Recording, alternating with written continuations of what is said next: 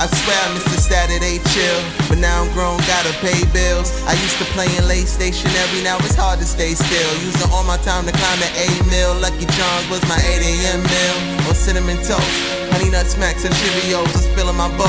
Eyes glued to the telly, it was Ed and Eddie. But can you lower your voice, cause I'm missing my show. Look, waking up to some homemade food. Yu-Gi-Oh! At 11, Beyblade at noon. Hit the Mario Kart when I had GameCube. Got me feeling like a chemist by the time it was 2. Mix up the cereal, textures are critical. For its taste to be right at its pinnacle. Watching Hey Arno and Dragon Ball Z. Watch me shine with my pebbles fruity. Nah, man. Yeah, we major. We talking yachts and jets, put by the acres.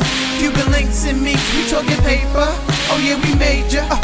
We major. Yeah, we major. You can't live this life unless it's cater. Cuban links and minks, everything that blink.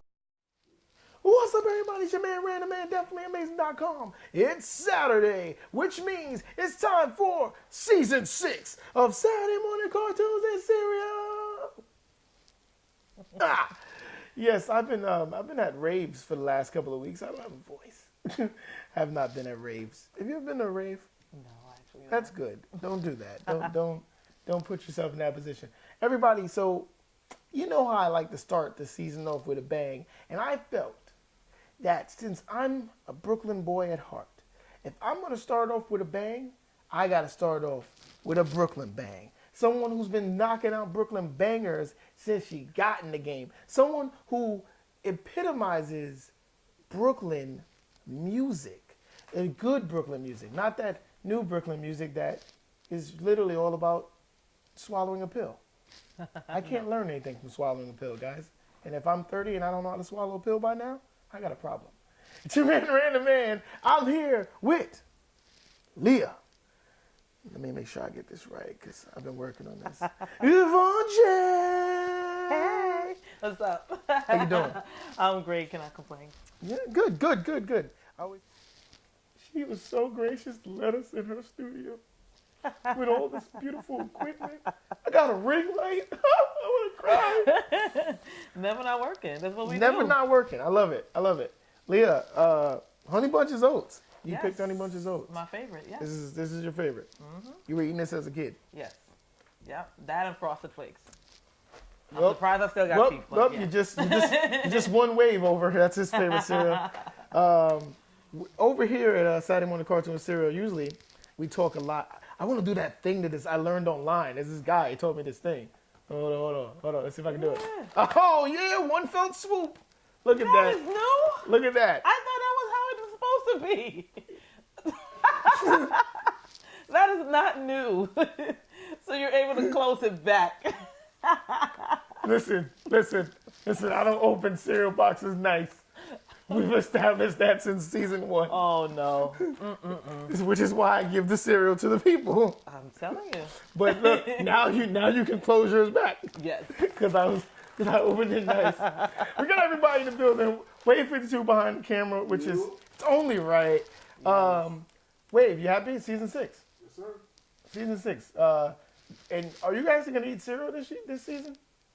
You haven't eaten cereal for 6 seasons. For 5 seasons, you haven't eaten cereal. No one has pulled out my favorite 2 boxes. Oh. You're right. Frosted Flakes. 3 boxes. Frosted Flakes.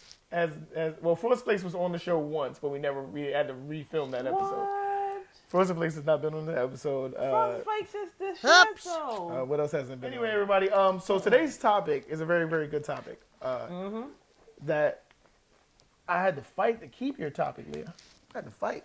Somebody wanted your topic. No. Like we couldn't do the first time we couldn't do the show. You had a family issue. Yeah. Here at Definitely Amazing, we understand. So we were like, all right, but I still want you on the show. And you was like, I still want to be on the show. Thank you so much. And then somebody was like, yo, so since you didn't do the show, can I take a topic?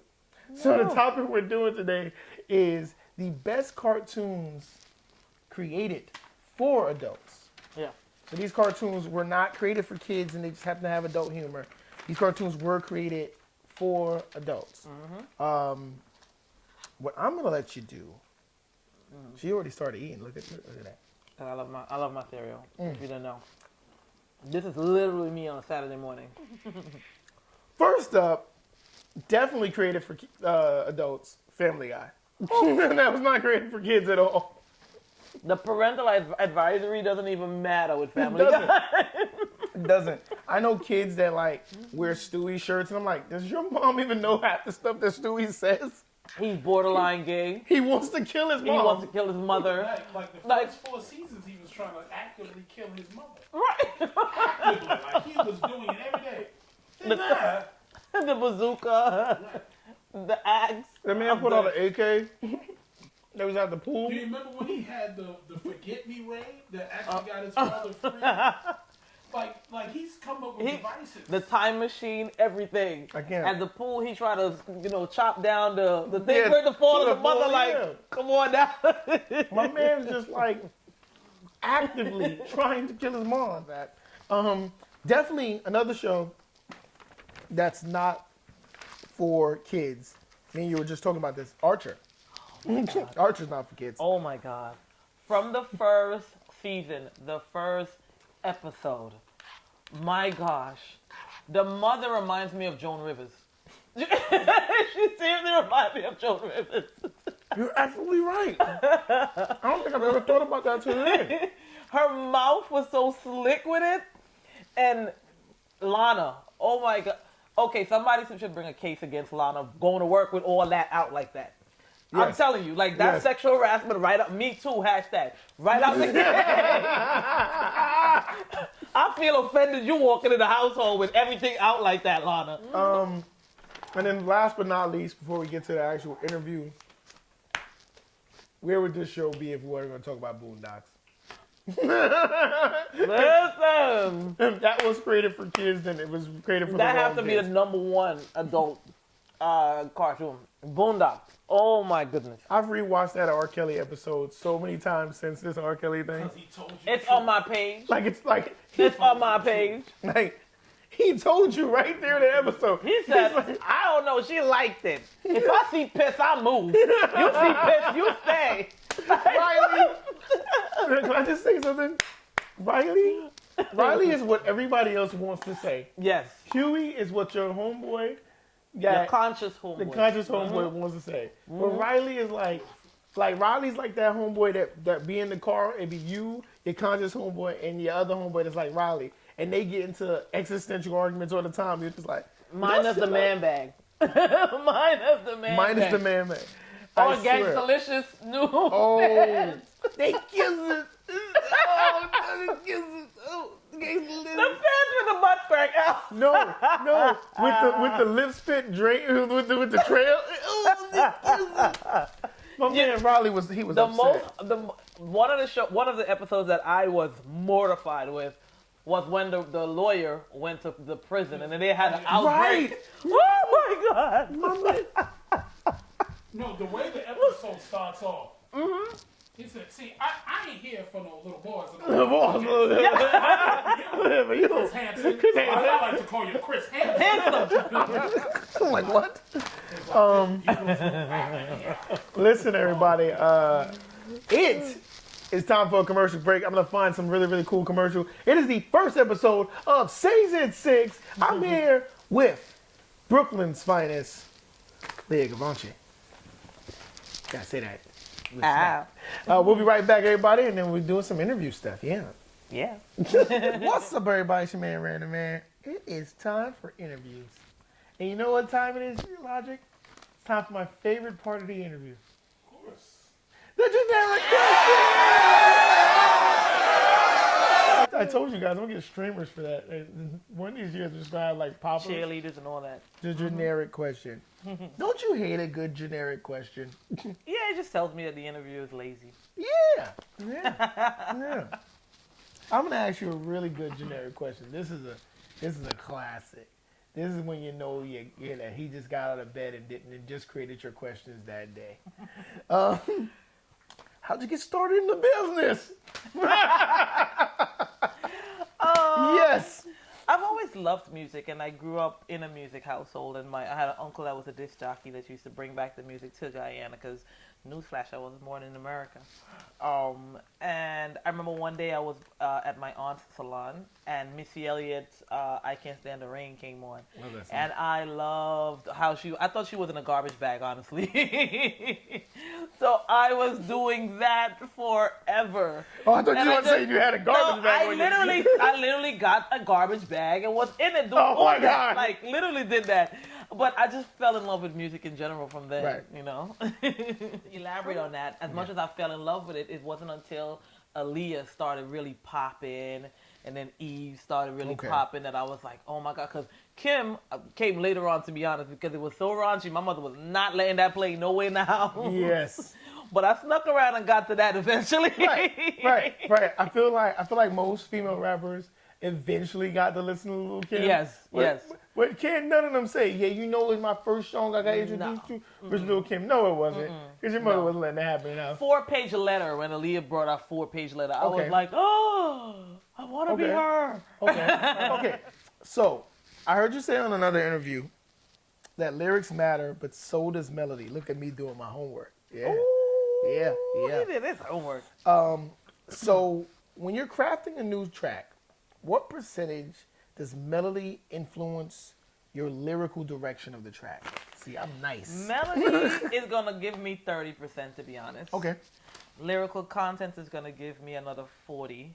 Okay. And the way how you finesse it, Okay. and confidence in your delivery, is going to do the rest. I like it. But melody is very important along with lyrical content. And you were saying that on an interview, and I just remember you saying, like, if the melody isn't on point, it could mess up your entire track. So Yes, you it can. really believe it. Yes, It's not it just can. something you said. Yes, it Just can. as Because a then you throwaway. end up 40 at the corner talking about I used to be nice.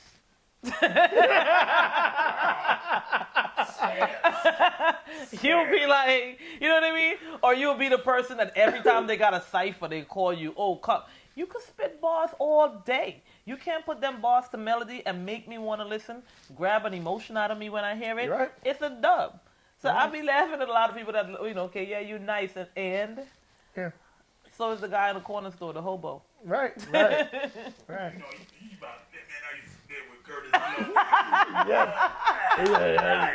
Look there, I used to be up there drinking that Moat Champagne.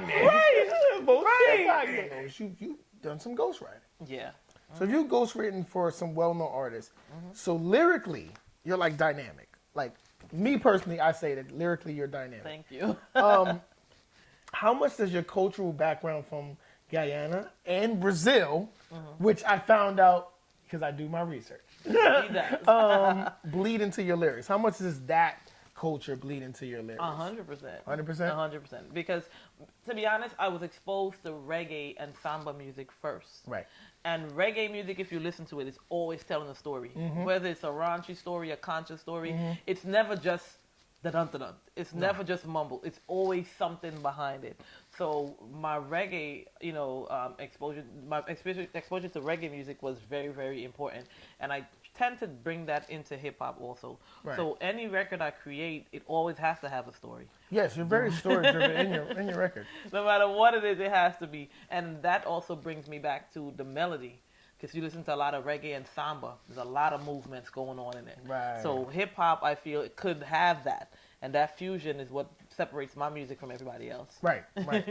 You definitely don't listen to a Lia song and think it's quite like anything else. So that I'll definitely give you that for sure. Okay, so back when we were writing these questions, back when I was doing my research, you had a hit out that you were like pushing. Right. You got a whole bunch of hits out. So what we're gonna do, we'll talk about your new music in a minute. Okay. But I would like to know, how did Dragging It come about? Piggyback. The Dragging It was a song that I created, honestly, because I felt like as soon as my career started to take up and things started looking like it's moving, all of a sudden people that, wasn't there for you, all of a sudden they Right. call in, they text in, they doing the Popping most. by nowhere. And then there was this one instance, to be honest, where I had a show and I invited a few people and they didn't show up. Okay. But then I had an event that I was hosting with a bigger celebrity that's on TV, and they showed up. And I'm like, oh, so y'all hoes be dragging in. Y'all just want me to get y'all in the room with these people. Right. You know what I mean? So y'all could look good for y'all social media to look like y'all really stunting. But y'all dragging. When it was just my joint. Yep. I had one person took a picture with the celebrity and said, let's say the person was Tom Jones. Tom Jones, my fam. Wait, what? You just accompanied me and took a picture. How did he become your fan? Yes. You know me and Tom Jones go way back. Because it's not unusual. Like, name a Tom Jones song. Other than that. I'm just saying, but it right, was just like, it was friends and it was even exes that, okay, you know I hate you. Why are you even calling me? Like, yes, if you're ex, we not even friends. So, why are you calling me? You dragging it at this point. She's like, hey, you get here. Like, oh my goodness. Ad-libs for everything. But the one thing I wanted to ask. So, I put you in a room. In that room are your 3 favorite producers, past, present, future, whatever. And in that room are your 2 people you would love to do a collaboration with, either past, present, or future. Okay. Who are the people in the room? 3 producers, 2 people that you would like to do a collab with. 3 producers: Scott Storch. Nice. It's nice. Drummer Boy. Okay. And this is producer. It gotta be tight. Missy Elliott. She's a producer. Nice. Okay. Who's your 2 collaborations? 2 collaborations would definitely be Chris Brown. Okay. Yes, she says this a lot. This is something she says in a lot of interviews. And definitely Rihanna. Oh. Yeah. This is a banger. Yeah. Scott Storch on the track. This is a banger. And Chris Brown. This has already sold millions of records and it hasn't come out yet. It's already a remix. Yep. Every girlfriend a rap version. Yes. Let's do it. Yes. Let's do it. The City Girls have already done their remix for it. Yep, right? There's a video contest out for it right now. That would be, oh my goodness. The Givenchy dance. The spins are out of control. That would be a crazy room. I feel like you gotta speak things into existence, guys. Listen, this year I'm having a Chris Brown feature. I'm putting that in the ether. I'm with it. Literally. I'm with it. That's gonna come. Like, what? Listen, you put in the work. We put in the work, and we're putting it right as soon as it comes out, like on Spotify. You heard it here first. Exclusive. Yeah, listen. I just think he is so dynamic, and I just think he is so talented. Like, I've never heard of a Chris Brown record or a feature that I didn't like at least his part. It's time for the question of the day. Oh my goodness, here we go. All right, my dear. If you could be in any cartoon universe, where would you be and why? Now, before you answer, you will have to live by the rules of that cartoon universe. So if it's Dragon Ball Z, your planet might get attacked a lot. Just think about that. You might die. You might not have powers. You might die and come back. You might. Best friend might be a pig person. Yeah, so you gotta think about that. So pick your cartoon universe. Where and why? It had to be Teen Titans. Teen Titans? Yes, I would be Teen Titans. Teen Titans Go or Teen Titans? The original Teen Titans. Cause... The original one. Okay. The original one. So you want to be a Titan? Or yes, I would want to be a Titan. Titan. She wants to be a Titan. Yes. Wow. First off, you see the itty bitty waist everybody be having? Wow. And the little legs? Wow. And nobody dies? Wow. That is true. What would be your power? What would be your power? Ooh. Oh, man. Maybe strength and invisibility or something. I like it. She'd be a distraction for Cyborg. Be like, Cyborg, you need to focus. Listen. Vic, I need you to focus, bro. Like superhuman strength and you know the power to be invisible. Be glad that you didn't pick like a Jendi Travolsky cartoon because he'd have drew you with those hips that he draws everybody with. Oh my goodness. Which would have been accurate. So it's not saying it wouldn't have been accurate. It was between Teen Titans and Gumball. Because Gumball is just the weirdest. Wow. You see the shapes on Yes. the Yes. They can get stabbed, they get shot, they blow up, and they're still alive. You'd have a banana as a friend. Right. Like just really random stuff. Mess around, sneeze, and could kill people and destroy towns off sneezes. Leah, tell everybody how they can keep in touch with you and keep their ears to your sound. Y'all know what it is. It's Miss Lia Givenchy, a.k.a. Miss Beethoven. Beethoven. All my social media handles is the same. That's at LIAGIVENCHY. Make sure y'all check it out. Instagram, Twitter, Facebook, everything. All that. And the Lia Givenchy project alongside EXO Avalanche is coming soon, so check it out.